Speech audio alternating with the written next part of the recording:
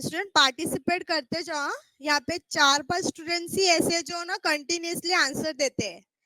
Answer आप दोगे तो आपका प्रॉफिट है। ओके, आपको खुद को समझेगा कि आपको क्या पॉइंट समझ रहा है, क्या नहीं समझ रहा है।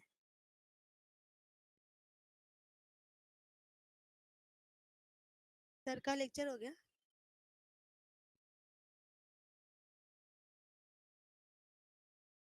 Okay, this is first method, simple aggregate method.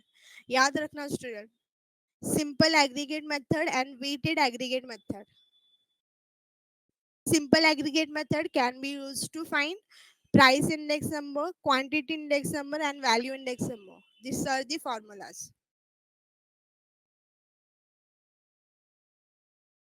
Okay. Now we are going to solve first exercise of this chapter. Exercise 5.1. Okay, let's start. Exercise 5.1, and this exercise is fully based on simple aggregate method. Okay. अभी यहाँ पे student questions में आपको amount में changes मिलेगा। Okay, जो changes amount है, जो अमाउंट चेंज है वो मैं आपको बोलती चाहूंगी। आपके टेक्स्ट बुक में, गवर्नमेंट टेक्स्ट बुक आपके पास होगा, उसमें करेक्शन करना है। ओके, अभी आप बोलोगे कि मैं ये आप अमाउंट क्यों चेंजेस करवा रहे हो? बिकॉज आपके पास जो गवर्नमेंट टेक्स्ट बुक होगी ना स्टूडेंट, वो फर्स्ट एडिशन होगा, वो लास्ट ईयर का टेक्स्ट बुक होगा आपके पास। जो करंट ईयर में जो प्रिंटेड एडिशन है, जो सेकेंड एडिशन आया है, उसमें स्टूडेंट आपके टेक्स्ट बुक में बहुत सारे चेंजेस है। ओके, तो जो चेंजेस है वो मैंने खुद से नहीं किया है, जो अवेलेबल है बुक्स। ई बाल भारती के साइट पे स्टूडेंट आपके बुक्स अवेलेबल होते हैं। महाराष्ट्र बोर्ड्स के बुक्स अवेलेबल है ई बाल भारती के साइट पे, 1 to 12 स्टैंडर्ड्स का। ओके, वहां पे स्टूडेंट न्यू एडिशन आता है, जो पीडीएफ फाइल्स अवेलेबल होता है वो न्यू एडिशन वाला होता है, मतलब इस ईयर में जो लेटेस्ट चेंजेस किया है वो फाइल्स अवेलेबल होते हैं।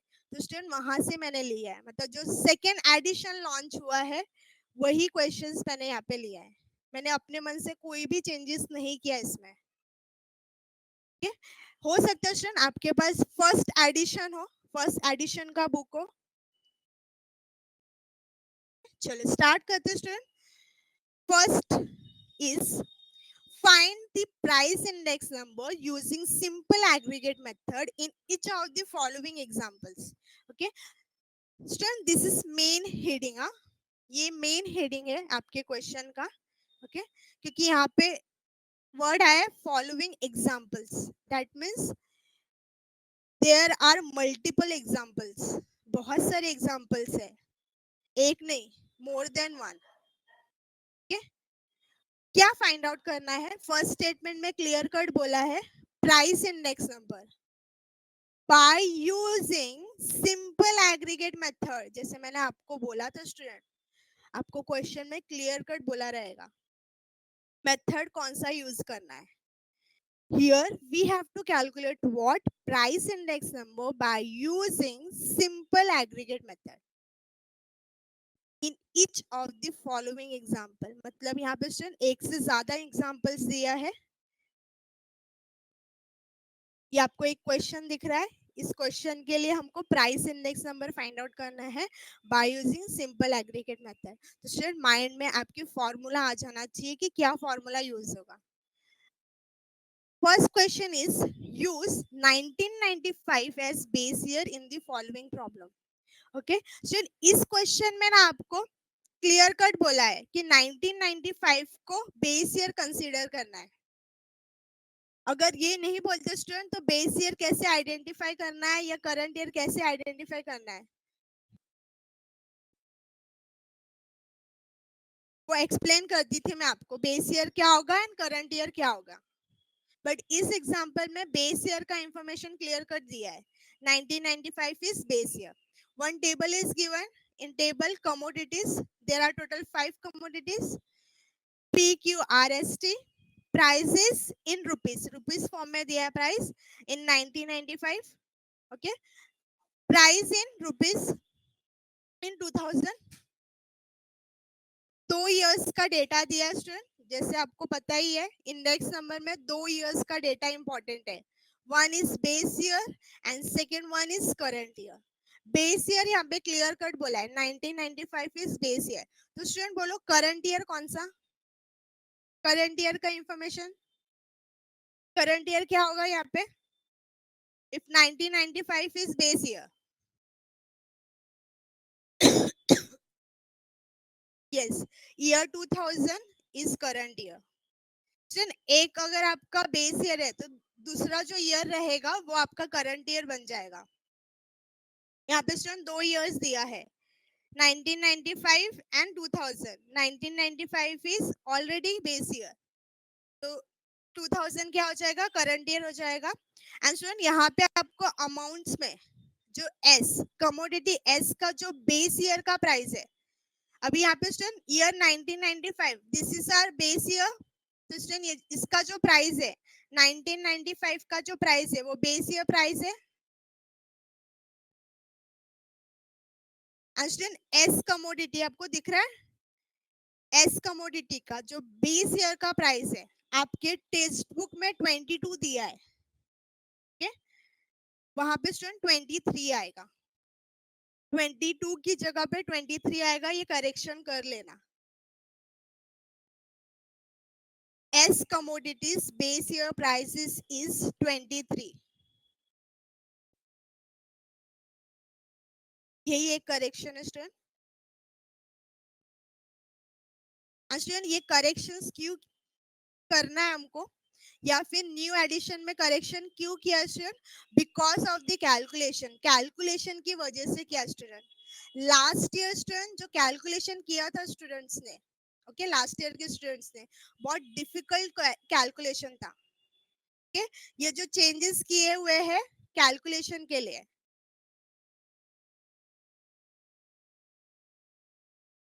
Student what is the formula of price index number under simple aggregate method.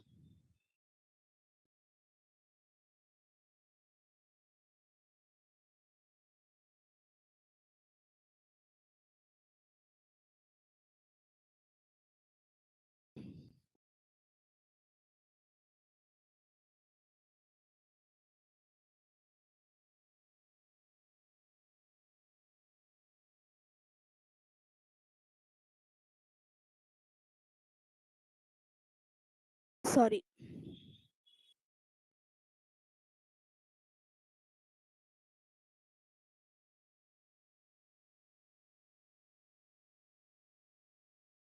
yes correct. Summation of p1 upon summation of p0 into 100. Okay, तो स्टूडेंट आंसर हम start करेंगे. तो answer में सेम टेबल प्रिपेयर करेंगे हम, but table में अब notations use करेंगे हम लोग स्टूडेंट वहाँ पे. एंड स्टूडेंट टेबल जो प्रिपेयर करेंगे उसमें कोई एक्स्ट्रा कॉलम आने वाला है, तो कोई भी एक्स्ट्रा कॉलम नहीं आएगा, बिकॉज यहाँ पे दो टोटल्स चाहिए हम लोगों को, एक करंट ईयर के प्राइसेस का टोटल एंड दूसरा बेस ईयर के प्राइसेस का टोटल. ओके, तो बेस ईयर का प्राइस करंट ईयर का प्राइस ऑलरेडी दिया है, तो हम टोटल निकालेंगे. टोटल करना मतलब एडिशन करना, सेम टेबल आएगा. यहाँ पे स्टूडेंट आइडेंटिफाई करना पड़ेगा हमको. 1995 इज बेस ईयर, तो स्टूडेंट यहाँ पे हम ब्रैकेट में बेस ईयर लिखेंगे and base year prices is denoted by P0. Price in 2000. This is our current year and write the notation P1. अब स्टूडेंट टोटल निकालेंगे.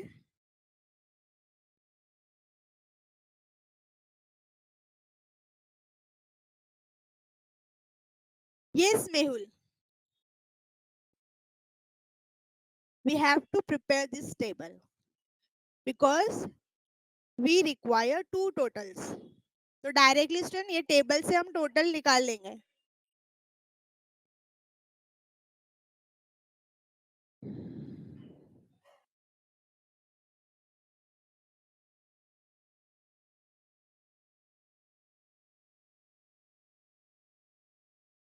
Summation of P0 is 109. Okay, Amit. 11. No, it's yes, it's 110. Student ध्यान रखना, हाँ, मैंने changes बताया है और हर एक क्वेश्चन में आपको चेंजेस मिलेगा. ओके, किसी ना किसी वैल्यू में कोई ना कोई अमाउंट चेंज करने बोलूंगी मैं आपको. Why? Because of the calculation. New edition में चेंजेस किया हुआ है. चाहिए तो स्टूडेंट आप ई बाल भारती के साइट पे जाओ, वहां से 12th का मैथ्स 2 का गवर्नमेंट टेक्स्ट बुक डाउनलोड कर लो, आपको मिल जाएगा. ई बाल भारती टाइप करना साइट पे, ई बाल भारती. ओके,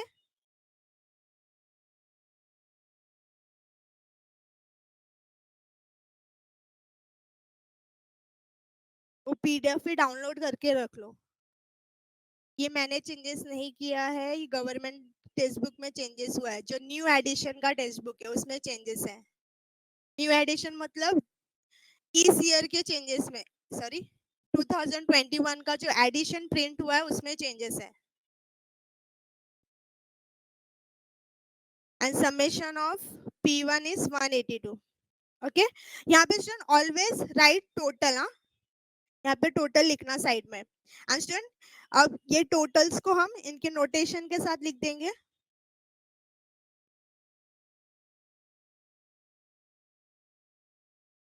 स्क्रीनशॉट ले लो.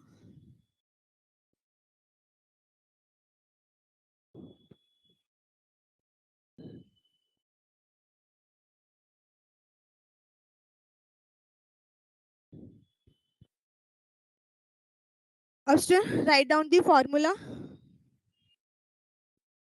यहाँ पे स्टूडेंट ध्यान रखना, अभी ऊपर आप लिखोगे price index number by which method? Simple aggregate method.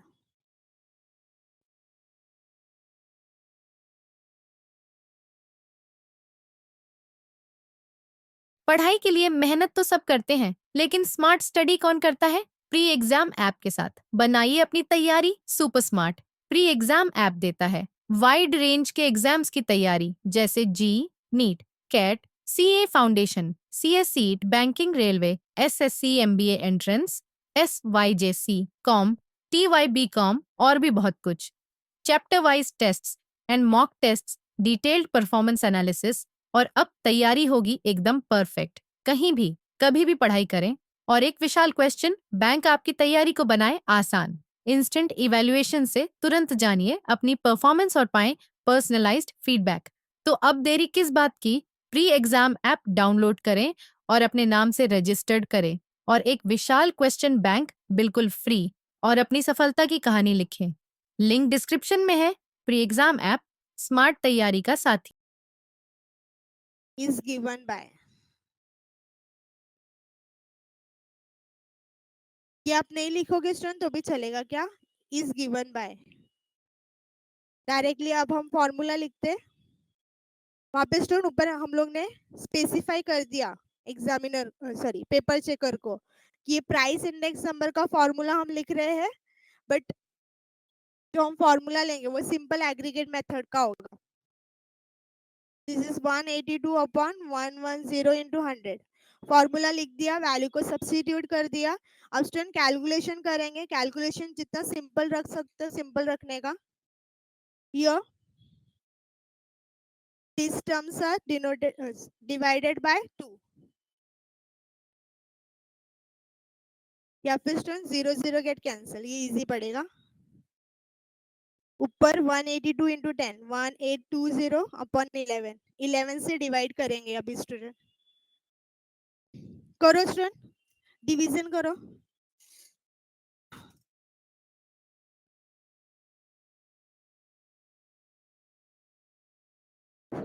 182 को डिवाइड करना स्टूडेंट 11 से. 11 का टेबल बहुत ही सिंपल है.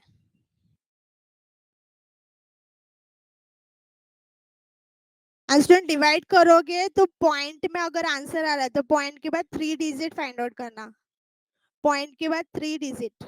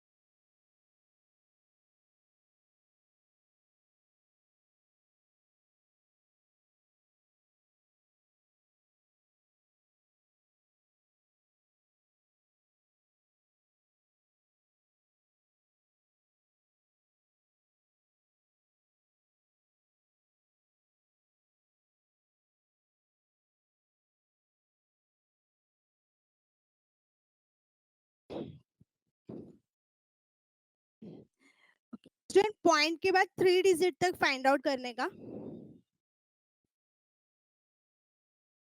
आंसर आपको क्या मिला है? 165.454। ओके, पॉइंट के बाद 3 डिजिट तक फाइंड आउट करना है आपको। अब स्टूडेंट इस 3 डिजिट को हम राउंड ऑफ करेंगे up to 2 decimal point.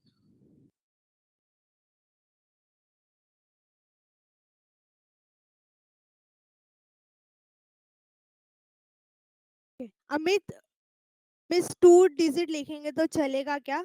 Amit, आपके टेक्स्ट बुक में 3 डिजिट तक फाइंड आउट किया है एंड देन उसको राउंड ऑफ किया है। ओके,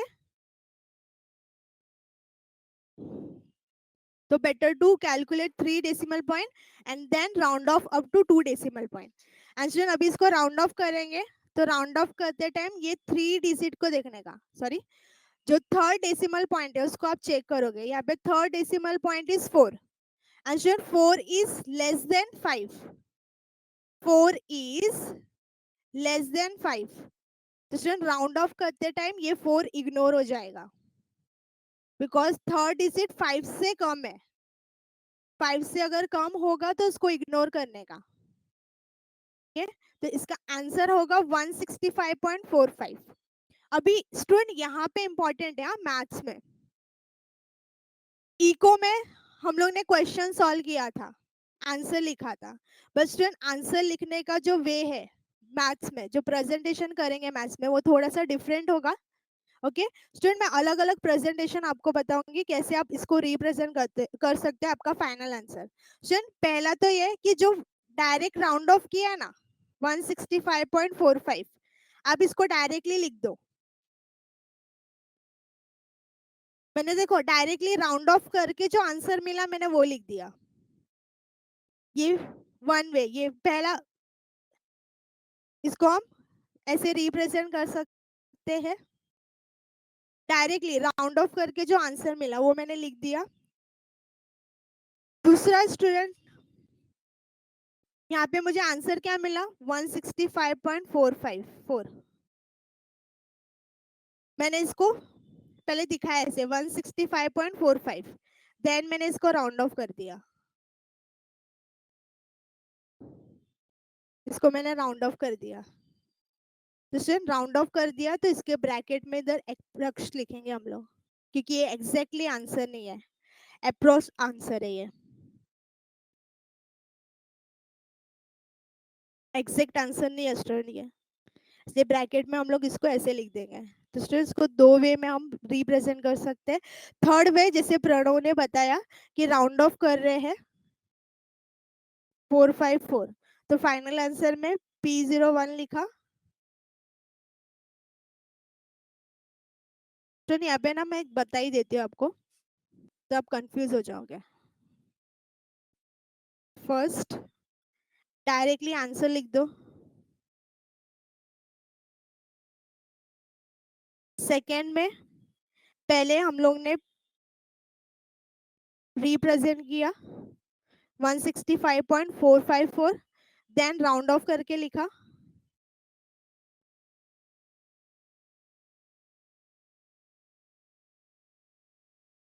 ब्रैकेट में अप्रोक्स लिख दिया, एग्जैक्टली नहीं है ये value. And third way is 165.454, इसको राउंड ऑफ कर रहे हैं तो ये सिंबल आता है।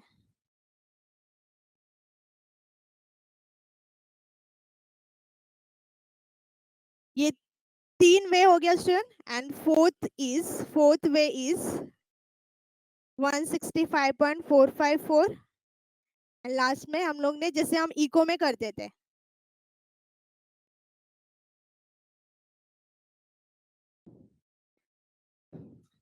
इन this way we can represent our answer. अपने पास 4 अलग अलग वेज है आंसर को रिप्रेजेंट करने का, आप कैसे भी कर सकते हो स्टूडेंट। एक, आपने डायरेक्टली आंसर लिख दिया राउंड ऑफ करने के बाद। दूसरा है स्टूडेंट, पहले हम लोग ने 3 डिजिट तक दिखाया आंसर, फिर उसको राउंड ऑफ किया up to 2 decimal point, bracket में अप्रोक्स लिख दिया, थर्ड में हम राउंड ऑफ कर रहे हैं तो अप्रोक्स नहीं लिख रहे हैं, वहां पे सिंबल चेंज कर रहे हैं, इक्वल टू की जगह पे हम लोग ने दूसरा सिंबल लिया।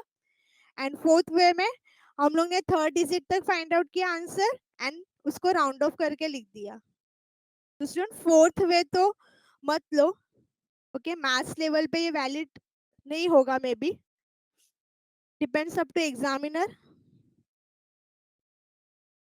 ओके।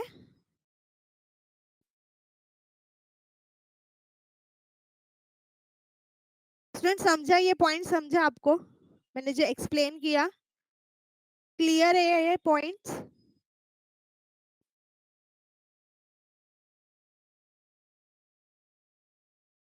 वो स्टूडेंट्स को ही क्लियर हुआ ये पॉइंट।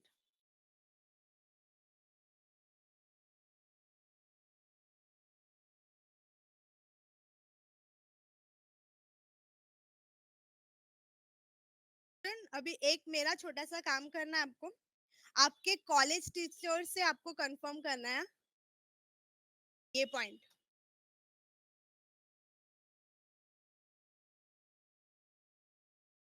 ये चारों वे करेक्ट स्टूडेंट मैंने मॉडरेटर से क्लियर किया है, आप कैसे भी रिप्रेजेंट कर सकते हो।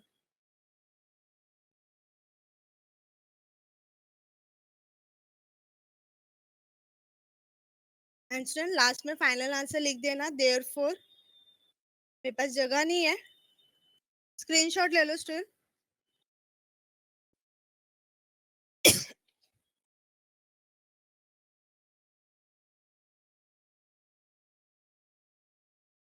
लास्ट में स्टूडेंट स्टेटमेंट फॉर्म में ही आंसर लिखना आपका।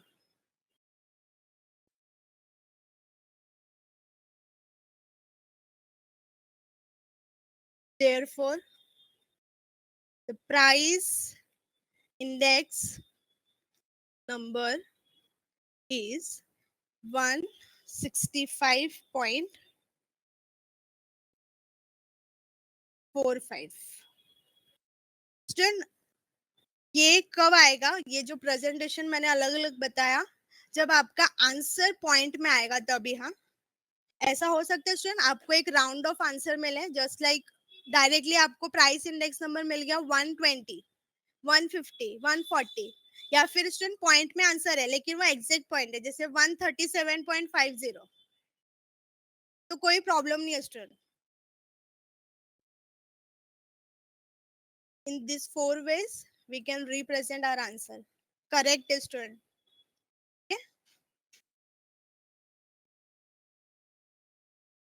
मैं प्रिफर करूंगी स्टूडेंट ये वाला जो मैंने लिखा है यहाँ पे साइड में, पहले 3 डिजिट तक फाइंड आउट किया फिर उसको राउंड ऑफ करके ब्रैकेट में अप्रोक्स लिख दिया। ये ले अमित। स्टूडेंट जो करेक्शन करने बोला था आपके नोटबुक में करेक्शन कर लेना।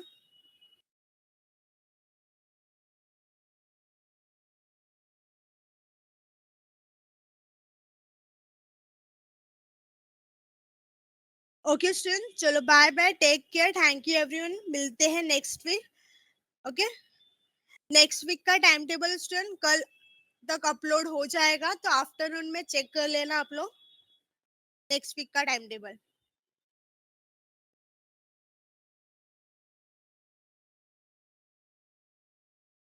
ऑफलाइन कब होगा अमित?